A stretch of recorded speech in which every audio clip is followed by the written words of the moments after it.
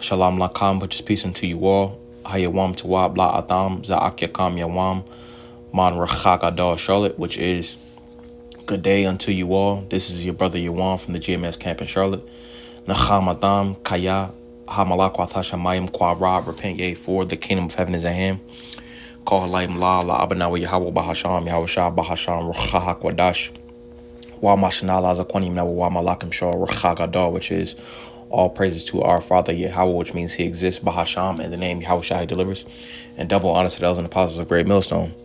All right, so I just want to go into a lesson titled Ayan Bahasapar, which is color in the Bible or in the book, you know. So I want to read this real fast. It says symbolism and color.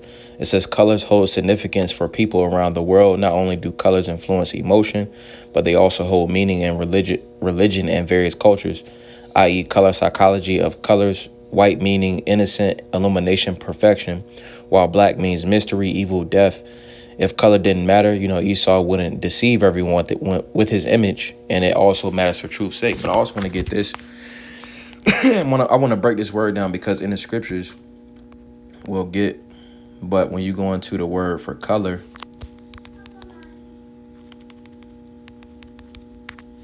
and it reads, it says, it's the same word as for eye. All right, and that's because we'll get it. But color, ayan, and it says, as we see right here, it says color 12 times, and then you go down here, and it'll say color as well, and then also it'll say it inside the Hebrew Chaldee lexicon. I don't want to break this word down though. It says ayan, and it says eye. It says the eye parts, and then it says life and continuous. But what you'll see about the definition of color, all right, it goes into the eye differentiating, which when you differentiate something, you pretty much dividing it or you're parting it from something else.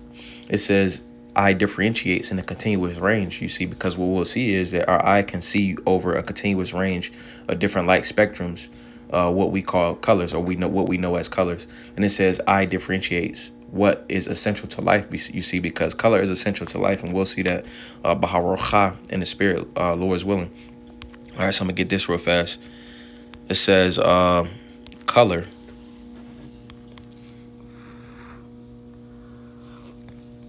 It says color. It says a phenomenon of light, such as red, brown, pink, or gray, or visual perception that enables one to differentiate otherwise identical objects. Because it says identical objects because color is just simply different light spectrums. All right, and it says I'm gonna go down, and it says the identifying badge, pennant, or flag used. Salat. B. It says color clothing distinguishing one as a member of a particular group or representative of a particular person or thing, because pretty much color again is just different light spectrums. All right, but then I want to get this.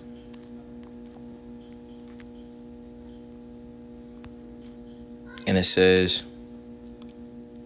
the crazy connection between color and the existence of life. It says there's an extremely deep connection between life on earth and the colors that we see on the surface. This connection is very basic and well studied, but as we delve deeper, the questions become more profound and less explored or known. I will start from a simple question and keep asking why. Stay with me. Which I'm going to read a little bit of this article. It says the first question is, why do we see colors that we see? To answer this question on a purely physical basis, it is important to understand how the eye functions. In our eyes, we have cone cells which are sensitive to different wavelengths of light. These cone cells, named S, M, and L cones, are sensitized to light wavelengths.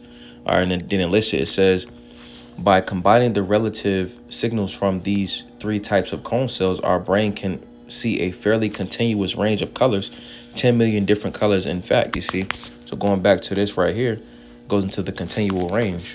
All right, nevertheless, continuing on, it says, thus we see the colors that we see because these colors are just different frequencies, wavelengths of light that our eyes are specifically tuned to pick up. All right, so that was pretty much the point in that, but I also wanted to get this because we can see a continual range of colors.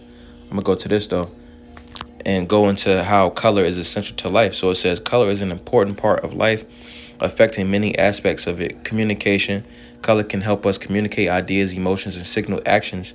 For example, we can use color to indicate ripeness, sweetness, in fruits and vegetables. You see, and that's why Esau he'll put it in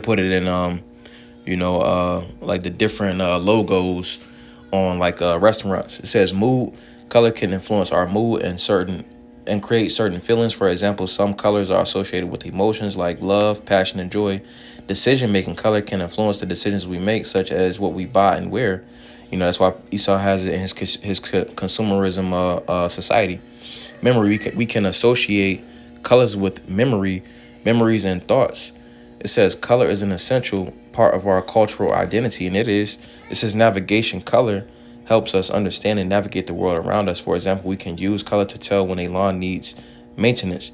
You see, so like if it's like super green, it's like dark green. A lot of times you'll get out there and cut the grass. You see too much green, or if it's just a little bit of green in the grass, like, all right, it's not that much. It says color can also have a physiological effect, such as increasing blood pressure, metabolism, and causing eye strain.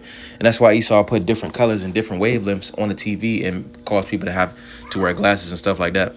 It says colors play a vital role in our lives and how we respond to our surroundings. The colors you surround yourself with can influence your perspective and emotions, as well as those around you.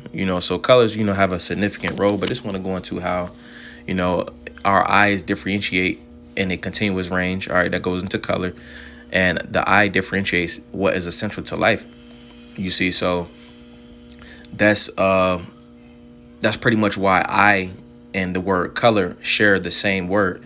All right, but then it says essential to life, and that's a chief reason why this is essential to going into color representation in the scriptures. You see, and that's why Esau covered the faces of the judges thereof, roughly paraphrasing. So we're just going to go into that. All right, this is Ayawab, Job, chapter 9, and we'll get verse 24, and it reads, it says, the earth is given into the hand of the wicked. He covereth the faces of the judges thereof. If not, where and who is he? You see, so Esau did some what is called iconoclasm in the Renaissance era, pretty much to where he covered the faces of the judges, the saints. All right, he pretty much painted. They showed you that in the book of Clarence. Pretty much how they painted over the Lord's face, gave him blue eyes, pale skin with the blonde hair. Pretty much put himself as if he was the saints, as if he was the angels, as if he was the Most High. He pretty much he put his image onto the saints. All right. So nevertheless, we'll get First Maccabees chapter 3 and verse 48. And it says, and laid open the book of the law, wherein the heathen had sought to paint the likeness of their images. All right, and this was Esau, Edom. All right, which that was we just got that in Job 9 and 24. The earth is given to the hand of the wicked. He covers the faces of the judges thereof. All right, now we can get this. This is Song of Solomon, chapter 1. We'll get verse 5, and it says, I am black but comely, O ye daughters of Yarashalam, as the tents of Quadar, as the curtains of Solomon. You see, and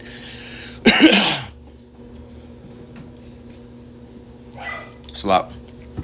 And when we actually go into the tents of Quadar, if I'm not mistaken, Quadar was a descendant of Ishmael, and they actually used to use the dark tents because the tents would actually provide shade in that desert terrain. So their tents were like a dark hue, but pretty much going into the color of the pigmentation of the skin. Jake come in all different types of shades, essentially going into how again Jake is chiefly of a dark complexion, but it also goes into Jake is also scattered across the four corners of the globe. So Jake come even looking like the heathen, but pretty much going into the color of Malak Shalama, King Solomon, but I'm gonna get this. This is Yashaya, Isaiah, chapter 28. We'll give verse 17, and it says, judgment also will I lay to the line, and righteousness to the plummet, and the hail shall sweep away the refuge of lies, and the water shall overflow the hiding place. All All right, Esau's being exposed, what he did in the Renaissance period, iconoclasm. Dude Putin, he came out and said, hey, the icons, they pretty much was Jake. It wasn't the pale faced, blue eyed devil that they painted the Lord up to be.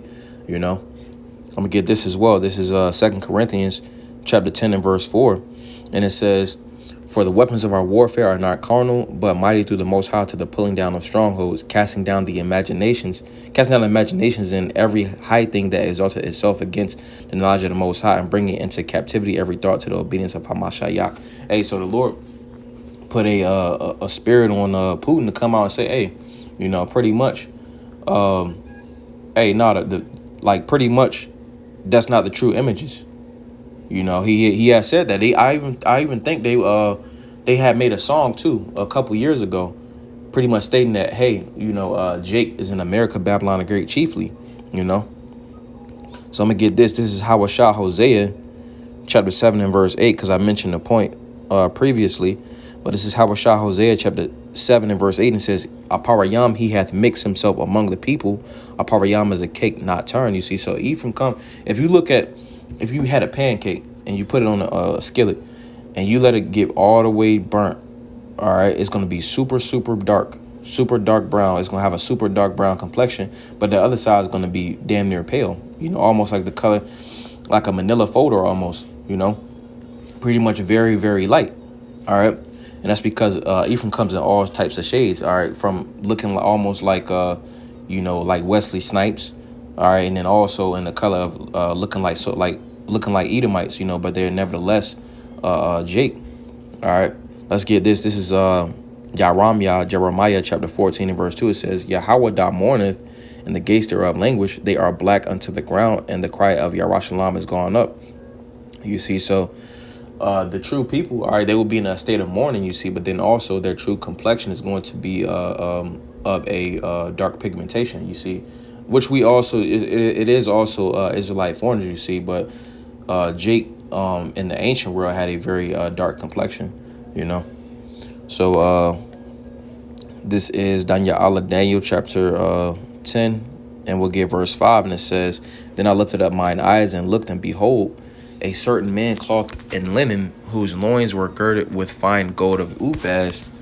His body also was like the beryl, and his face as the appearance of lightning, and his eyes as lamps of fire, and his arms and his feet like in color to polished brass, and the voice of his words like the voice of a multitude." Hey, the Lord speaks with authority, and also the color of his skin is the color of polished brass, so, pretty much going into the same description as Yahweh Shah. He had the color of burnished brass. They're melanated beings. All right. So let's get this as well. This Revelation chapter 1, we'll give verse 13, and it says, "And in the midst of the 7 candlesticks was one like unto the Son of Man, clothed with a garment down to the foot, and girt about the paps with a golden girdle. His head and his hairs were white like wool, as white as snow, and his eyes were as a flame of fire." All right, because pretty much the Lord, when you go into the texture of the hair, all right, it's like wool, like a sheep, and that's pretty much what if we looked at Judah, so-called Negroes, all right, the texture of the hair is very woolly, and it says his eyes were as flame of fire, and his feet like unto fine brass, as if they burn in a furnace. And his voice is the sound of many waters. The Lord spoke with authority. He speaks with authority. All right. I'm gonna also get this. This is a lot. This is Acts chapter 13 and verse 1. It says, "Now there were in the church that was at Antioch certain prophets and teachers, as Barnabas and Simeon, that were called Niger, and Lucius of Cyrene, and Manon, which had been brought up with Herod the Tetrarch and Saul." You see, and we get it in the NLT. It says, "Among the prophets and the teachers of the church at Antioch of Syria were Barnabas, Simon called the Black Man, Lucius from Cyrene, Manon, the childhood companion of King Herod Antipas, and Saul." You see, so he was called the Black Man, All right, essentially because of the pigmentation of the skin, you know, because Jake has that dark complexion, you know. And to reiterate, you know, Jake comes in all types of colors and stuff like that, you know, because we have been scattered, you see.